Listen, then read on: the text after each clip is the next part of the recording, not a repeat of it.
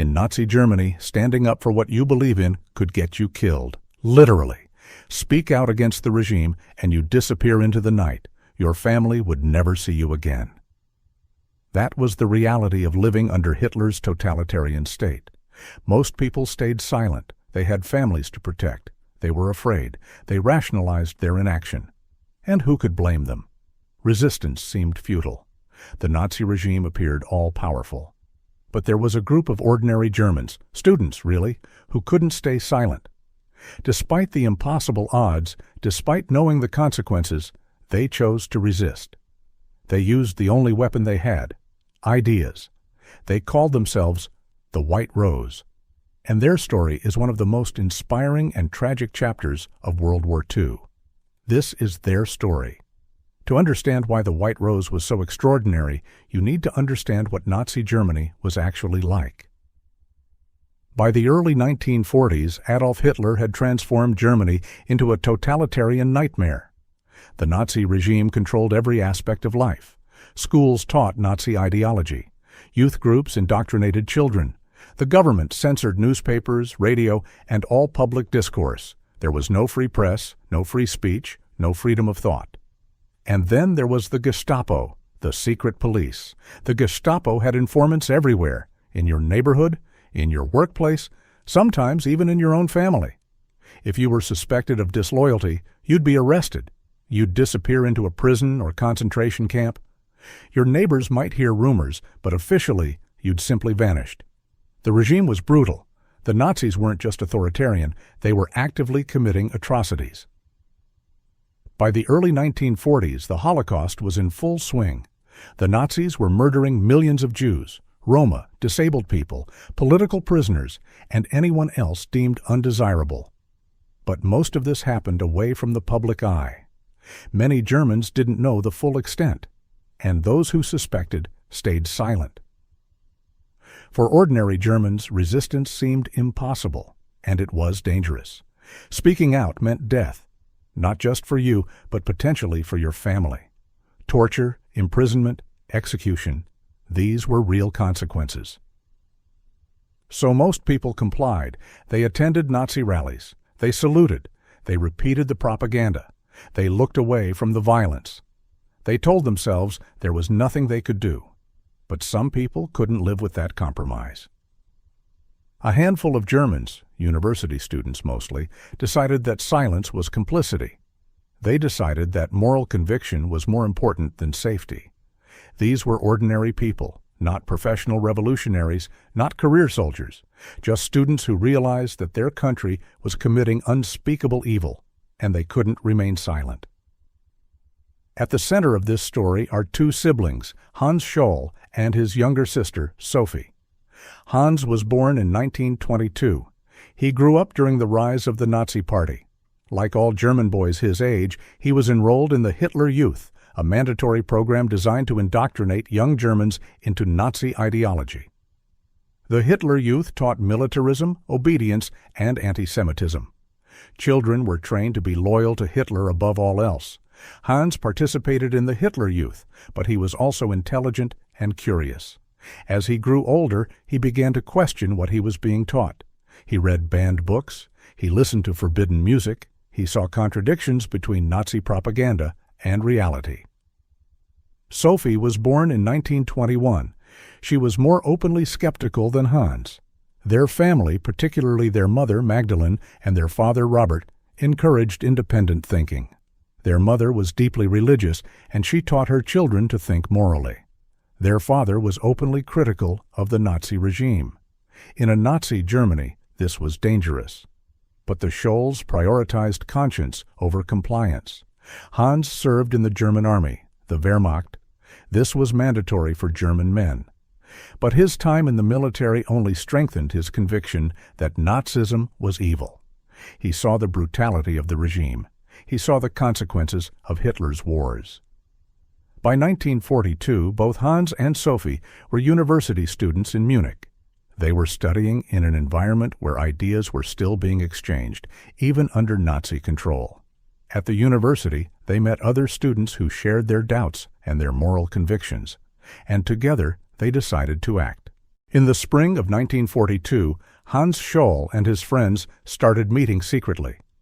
There was Alexander Schmorell, a medical student, Willy Graf, another student, Christoph Probst, a law student, and others who drifted in and out of their circle. They called themselves the White Rose. The name had symbolic meaning. White represented purity, and the rose had been a symbol of love and beauty in German Romantic literature. They chose a name that was poetic, not militant, because their resistance would be nonviolent. Their strategy was simple, but dangerous. Distribute leaflets criticizing the Nazi regime. No weapons, no violence, just words, ideas, an appeal to the conscience of the German people. They believed that if they could awaken enough Germans to moral reality, the people could bring down the regime from within. They believed that ideas were more powerful than weapons, that conscience could triumph over terror. It was an idealistic vision, and it was probably naive.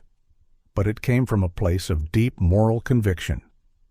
Very quickly, an adult mentor joined their circle, Professor Kurt Huber, a philosophy professor at the University of Munich. Huber was in his 50s, but he shared their conviction that the regime was evil and that resistance was a moral imperative.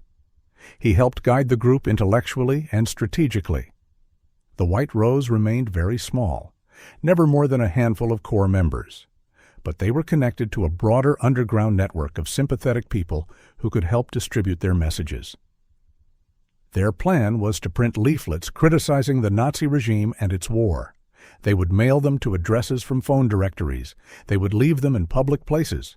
They would paint anti-Nazi slogans on buildings. Slowly, their message would spread. Germans would read it. Some would be inspired. Word would spread. Momentum would build. It was a long shot, but it was all they could do. Between June and July 1942, the White Rose distributed 6 leaflets. Each one was more direct and more dangerous than the last. The first leaflet began with a powerful statement. Nothing is so unworthy of a civilized people as allowing itself to be governed without opposition by an openly criminal clique. It was a direct indictment of Hitler and the Nazi regime. It called on Germans to resist passively, to refuse cooperation with the war effort, to refuse to support the regime. The leaflet quoted Goethe, the great German poet, to appeal to German cultural values. It argued that Germans had a duty to resist evil. It wasn't written in revolutionary language. It was written in philosophical, moral terms. An appeal to conscience, not anger. The second leaflet continued this theme. It discussed the question, why do the German people show so little resistance to this clique that rules Germany? It argued that Germans were complicit through their silence. It called for moral courage. The third leaflet became even more direct. It discussed Nazi crimes, the extermination of the Jews, the brutality of the regime, the suffering caused by the war. It demanded that Germans face the moral reality of what their government was doing. The fourth leaflet argued that Germans should actively sabotage the war effort. They should refuse to work in war industries. They should spread information about Nazi crimes. They should engage in peaceful resistance wherever possible. The fifth and sixth leaflets became increasingly political.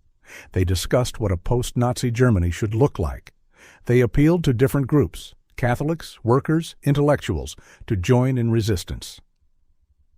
In July 1942, they even created a seventh leaflet, which they titled Leaflets of the Resistance. This one summarized their message and distributed copies of previous leaflets. It was bold, it was dangerous. They printed thousands of copies. The leaflets were sophisticated. They were written by educated people who understood rhetoric, philosophy, and history. They weren't crude propaganda. They were reasoned arguments for why Germans should resist the Nazi regime. But here's the thing. They had no way to know if their message was actually reaching people or making any difference. They were throwing words into the void, hoping someone would listen. The Gestapo was hunting them. The Nazi regime took the White Rose very seriously. The regime understood that ideas were dangerous. They understood that if Germans started questioning the regime's legitimacy, the whole structure could collapse. So they poured resources into finding the leaflet distributors. By early 1943, they were closing in. On February 18, 1943, Hans and Sophie Scholl were at the University of Munich. They were distributing the latest White Rose leaflet, a call to all Germans. They left stacks of leaflets in hallways and offices. But they were spotted. An older employee, a janitor, saw what they were doing. The janitor was a Nazi sympathizer. He reported them. Hans and Sophie were arrested immediately. They were taken to Gestapo headquarters for interrogation. The Gestapo worked quickly. Using Sophie and Hans as leads, they arrested other White Rose members. Alexander Schmorell was captured. Willy Graf was captured. Christoph Probst was captured. Professor Kurt Huber was captured. Within days, the Gestapo had dismantled the group. During interrogation, Hans and Sophie were brutally questioned. The Gestapo used torture and psychological pressure, but Hans and Sophie refused to break. They refused to betray their friends. They refused to recant their beliefs. Instead, they faced their interrogators with courage and conviction. They were clear about why they had done what they did. They believed the Nazi regime was evil. They believed resistance was morally necessary. And they had no regrets. On February 22, 1943, just 4 days after their arrest, Hans, Sophie, and Christoph Probst were tried by the Nazi People's Court. The judge was Roland Freisler, who was known as the Hanging Judge. He was brutal, vicious, and completely loyal to Hitler. He used trials as propaganda opportunities, not as actual justice. His verdict was never in doubt. These three were going to be executed. But Hans and Sophie used their trial as a platform. They refused to apologize. They refused to show fear. They used their final moments to speak truth to power. Sophie told the judge, "Somebody, after all, had to make a start. What we wrote and said is also believed by many others. They just don't dare to say it out loud." She was defiant. She was calm. She showed no regret. The judge ordered their execution by guillotine. The sentence was to be carried out immediately. Hours after the trial ended, Hans, Sophie, and Christoph were taken to Stadelheim prison in Munich. Sophie went to her death with remarkable composure. Her final words were reportedly, "How can we expect righteousness to prevail when there is hardly anyone willing to give himself up individually to a righteous cause? Such a fine sunny day, and I have to leave the world." She was 21 years old. Hans went next. As he was led to the guillotine, he shouted, "Long live freedom!" He was 22 years old. Christoph Probst was executed moments later. In the following months, other White Rose members were also executed. Willy Graf was executed in October 1943. Alexander Schmorell was executed in April 1943. Professor Kurt Huber was executed in 1944. By the end of the war, nearly all the core members of the White Rose were dead. The Nazi regime tried to erase the White Rose from history. They banned any discussion of them. They suppressed the news of their executions. They didn't want Germans to know that there had been brave people willing to die for their convictions. But you can't kill an idea. Word spread among Germans. People heard about Sophie and Hans. People learned about their moral courage. Their sacrifice resonated with people who were disgusted by the regime.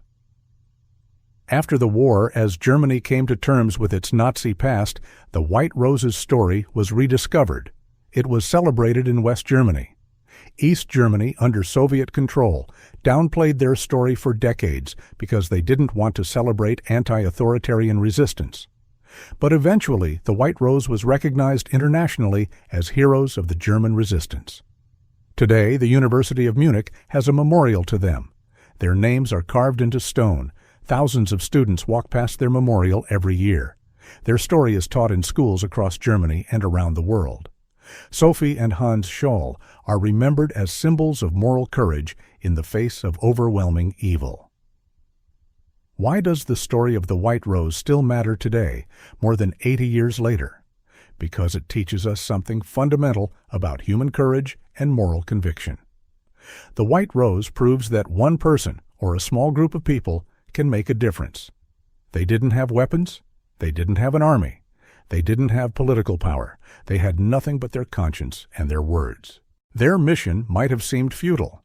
A handful of students distributing leaflets in Nazi Germany, what real impact could they have? In military terms, their impact was negligible. They didn't stop the war. They didn't prevent any specific atrocities. But in moral terms, their impact was enormous. They showed that resistance was possible. They showed that ordinary people could stand up to tyranny. They showed that moral conviction could matter more than survival.